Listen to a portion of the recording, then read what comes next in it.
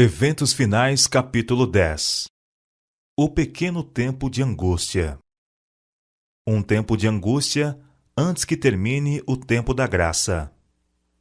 Na página 33 de Primeiros Escritos é dito o seguinte: ao início do tempo de angústia fomos cheios do Espírito Santo ao sairmos para proclamar o sábado mais amplamente. Esta visão foi dada em 1847, quando havia apenas poucos dentre os irmãos do Advento observando o sábado, e desses, somente uns poucos supunham que sua observância era de suficiente importância para constituir uma linha de separação entre o povo de Deus e os incrédulos. Agora, o cumprimento desta visão está começando a ser visto. O início do tempo de angústia, ali mencionado, não se refere ao tempo em que as pragas começarão a ser derramadas, mas a um breve período, pouco antes, enquanto Cristo está no santuário. Nesse tempo, enquanto a obra de salvação está se encerrando, tribulações virão sobre a terra, e as nações ficarão iradas, embora contidas para não impedir a obra do terceiro anjo. O fim da liberdade religiosa nos Estados Unidos.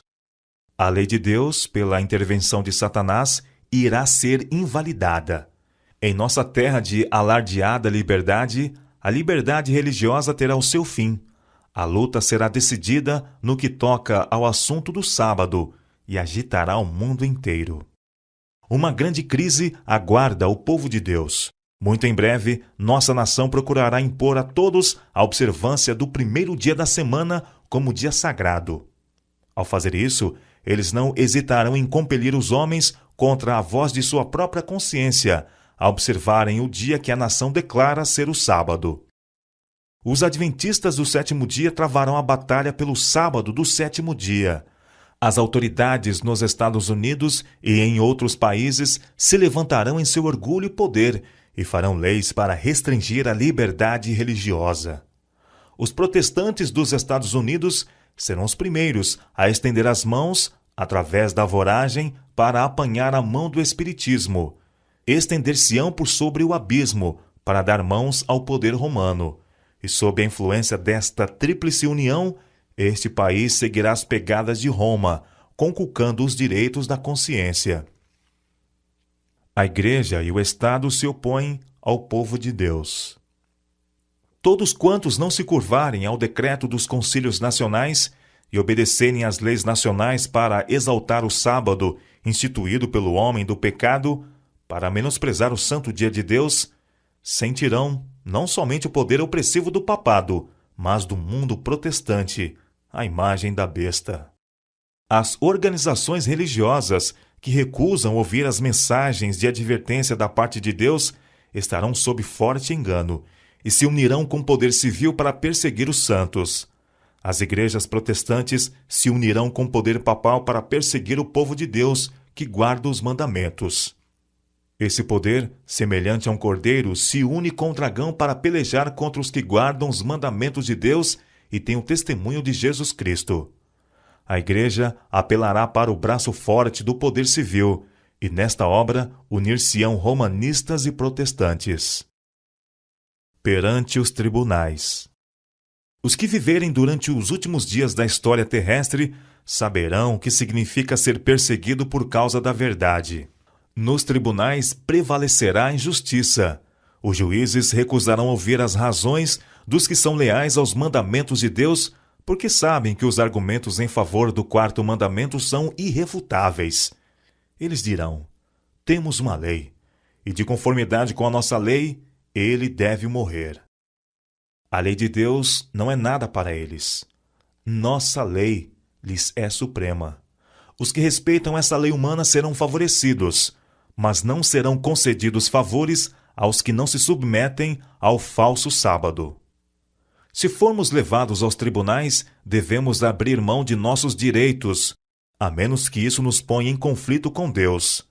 Não estamos pleiteando os nossos direitos, mas o direito de Deus ao nosso serviço. Os adventistas serão tratados com desprezo. O mesmo espírito despótico que noutras eras tramou contra os fiéis há de tentar extirpar da face da terra os que temem a Deus e obedecem à sua lei. A riqueza, o gênio e a educação hão de aliar-se a fim de cobri-los de ignominia. Magistrados perseguidores, ministros e membros de igreja hão de conspirar com eles. De viva voz e com a pena, com ameaça, escárnio e zombaria, hão de tentar derrotar sua fé. Tempo virá em que, por defendermos a verdade bíblica, seremos considerados traidores. Os que honram o sábado bíblico serão denunciados como inimigos da lei e da ordem, como que a derribar as restrições morais da sociedade, causando anarquia e corrupção e atraindo juízos de Deus sobre a terra. Declarar-se-á que seus conscienciosos escrúpulos são teimosia, obstinação e desdém à autoridade. Serão acusados de deslealdade para com o governo. Todo o que nesse dia mau se dispuser a servir a Deus com destemor, segundo os ditames de sua consciência, necessitará de coragem, firmeza e do conhecimento de Deus e sua palavra. Pois os que forem fiéis a Deus serão perseguidos, seus motivos impugnados, desvirtuados seus melhores esforços e seus nomes repudiados como um mal. Perseguições de todo tipo. As perseguições dos protestantes pelo romanismo, por cujo intermédio a religião de Jesus Cristo quase foi aniquilada, serão mais que igualadas quando o protestantismo e o papado se unirem. Satanás tem milhares de meios de agressão disfarçados, que serão usados contra o leal povo de Deus, que guarda os mandamentos, para compeli-los a violentar a consciência. Não precisamos surpreender-nos com coisa alguma que ocorra agora. Não precisamos maravilhar-nos de nenhuma manifestação de horror. Os que espezinham a lei de Deus com pés profanos têm o mesmo espírito dos homens que insultaram e traíram a Jesus. Sem qualquer remorso, eles farão as obras de seu pai, o diabo. Os que desejam avivar a memória e ser instruídos na verdade precisam estudar a história da igreja primitiva durante e imediatamente após o dia de Pentecostes. Estudai atentamente no livro de Atos as experiências de Paulo e dos outros apóstolos, pois o povo de Deus em nosso tempo terá de passar por experiências similares. Privados de todo apoio terreno. As riquezas acumuladas logo serão inúteis. Quando sair o decreto de que ninguém poderá comprar ou vender, senão aqueles que tiverem o sinal da besta, muitos recursos não terão utilidade alguma. Deus requer que façamos agora tudo o que estiver ao nosso alcance para transmitir a advertência ao mundo. Tempo virá em que de modo algum poderemos vender.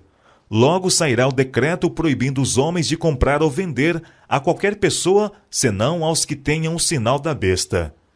Estivemos perto de ver isto realizar-se na Califórnia, há pouco tempo atrás, mas foi apenas a ameaça do sopro dos 4 ventos.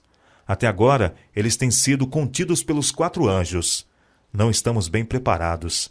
Ainda há outra obra a ser efetuada, e então os anjos receberão a ordem de soltá-los para que os 4 ventos soprem sobre a terra. Na última grande batalha do conflito com Satanás, os que são leais a Deus hão de ser privados de todo o apoio terreno. Por se recusarem a violar-lhe a lei, em obediência a poderes terrestres, ser-lhes-á proibido comprar ou vender. Satanás diz: pelo temor de que lhes venha a faltar alimento e vestuário, eles se unirão com o mundo na transgressão da lei de Deus. A terra estará inteiramente sob meu domínio. Alguns serão encarcerados por causa de sua fé. Alguns serão encarcerados por se recusarem a profanar o sábado do Senhor. Como os defensores da verdade se recusem a honrar o descanso dominical, alguns deles serão lançados na prisão, exilados e outros tratados como escravos.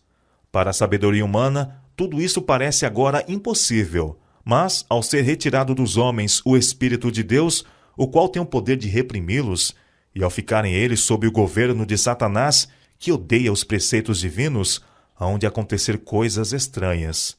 Quando o temor e o amor de Deus são removidos, o coração pode tornar-se muito cruel. Se formos chamados a sofrer por amor de Cristo, seremos capazes de ir para a prisão confiando nele, como uma criancinha confia em seus pais. Agora é o tempo de cultivar fé em Deus. muitos serão condenados à morte. A melhor coisa para nós é entrar em íntima ligação com Deus, e se Ele quiser que sejamos mártires por amor à verdade, isto poderá ser o meio de conduzir muitos outros à verdade. Muitos serão encarcerados, muitos fugirão das cidades e vilas para salvar a vida, e muitos serão mártires por amor a Cristo, colocando-se em defesa da verdade. Há perante nós a perspectiva de uma luta contínua, com risco de prisão, perda de propriedade e da própria vida, para defender a lei de Deus. Requerer-se-á dos homens que rendam obediência a editos humanos em violação da lei divina. Os que forem fiéis a Deus serão ameaçados, denunciados, proscritos. Serão entregues pelos pais, irmãos e parentes e amigos até mesmo à morte. Não havemos de ter a coragem e a fortaleza dos mártires de outrora, enquanto não chegarmos à posição em que eles se acharam. Caso deva haver uma volta da perseguição, será dada graça para despertar toda a energia da alma para mostrar verdadeiro heroísmo. Os discípulos não foram revestidos da coragem e fortaleza dos mártires, senão quando essa graça se tornou necessária. Como permanecer firme sob perseguições? Notaremos que precisamos desprender-nos de todas as mãos, exceto a mão de Jesus Cristo. Amigos mostrar-se-ão aleivosos e nos trairão. Parentes, enganados pelo inimigo, julgarão prestar serviço a Deus, opondo-se a nós e envidando o máximo esforço para colocar-nos em situações difíceis, esperando que neguemos a nossa fé. Em meio, porém, das trevas e do perigo, podemos depositar nossa mão na mão de Cristo. A única maneira pela qual os homens poderão permanecer firmes no conflito é estar arraigados e firmados em Cristo. Eles precisam receber a verdade como é em Jesus, e somente quando é apresentado desta maneira pode a verdade suprir as necessidades da alma. A pregação de Cristo crucificado, Cristo, justiça nossa, é o que sacia a fome da alma. Quando firmamos o interesse das pessoas nesta grande verdade central, fé, esperança e coragem advêm ao coração. Por causa de sua fé, muitos serão privados de um lar e herança neste mundo. Mas, se entregarem o coração a Cristo, recebendo a mensagem de sua graça e confiando no seu substituto e fiador, o Filho de Deus, ainda poderão encher-se de alegria. A perseguição espalha o povo de Deus. Em vários lugares, ao ser incitada a hostilidade contra os que observam o sábado do Senhor, talvez se torne necessário que o povo de Deus se mude desses lugares para outros em que não sejam combatidos tão acerbamente. Deus não requer que seus filhos permaneçam onde, pela atitude de homens ímpios, sua influência perca o efeito e sua vida seja exposta ao perigo. Quando a liberdade e a vida correm perigo, não é meramente nosso privilégio, mas nosso claro dever ir a lugares em que as pessoas estejam dispostas a ouvir a palavra da vida e onde as oportunidades para pregar a palavra sejam mais favoráveis. Logo chegará o tempo em que o povo de Deus, por causa da perseguição, será espalhado em muitos países. Os que receberam uma educação equilibrada sair-se-ão bem onde quer que estiverem. A perseguição conduz à unidade entre o povo de Deus. Quando a tempestade da perseguição realmente desabar sobre nós, as verdadeiras ovelhas ouvirão a voz do verdadeiro pastor. Abnegados esforços serão envidados para salvar os perdidos, e muitos que vaguearam longe do aprisco retornarão para seguir o grande pastor. O povo de Deus se coligará e apresentará ao inimigo uma frente unida. Em vista do perigo comum, cessará a luta pela supremacia, e não haverá disputa sobre quem será considerado maior. A crise torna mais evidente a interferência de Deus. De vez em quando, o Senhor tem manifestado sua maneira de agir. Ele está atento ao que se passa na terra, e quando tem havido uma crise, tem se revelado e interposto para impedir a realização dos planos de Satanás. Muitas vezes tem permitido que questões concernentes às nações, a famílias e a indivíduos cheguem a uma crise para que a sua interferência se torne evidente. Então, ele tem deixado que se conheça o fato de que há um Deus em Israel que ampara e defende seu povo. Quando a oposição à lei de Jeová quase for universal, quando seu povo for oprimido e afligido pelos semelhantes, Deus intervirá. As fervorosas orações de seu povo serão atendidas, pois ele gosta que seu povo busque de todo o coração e confie nele como libertador. Durante algum tempo será permitido que os opressores triunfem sobre os que conhecem os santos mandamentos de Deus. Até o fim, Deus permite que Satanás revele seu caráter como mentiroso, acusador e assassino. Assim, o triunfo final de seu povo tornar-se-á mais acentuado, mais glorioso, mais cabal e completo. A aflição purifica o povo de Deus. Logo, há de haver perturbações por todo o mundo. Cumpre que cada qual procure conhecer a Deus. Não temos tempo para esperar. O amor de Deus à sua igreja é infinito. Incessante é seu cuidado de sua herança. Ele não permite que aflição humana alguma sobrevenha à igreja, senão unicamente a que é necessária para sua purificação, seu bem presente e eterno. Purificará sua igreja assim como purificou o templo no princípio e no fim de seu ministério na terra. Tudo o que ele traz sobre a igreja, em forma de provações e aflições, falo para que seu povo adquira mais profunda piedade e mais força para levar a todas as partes do mundo as vitórias da cruz. Aflições, cruzes, tentações, adversidades e nossas várias provações são os agentes divinos para nos purificar, santificar e preparar-nos para o celeiro celeste.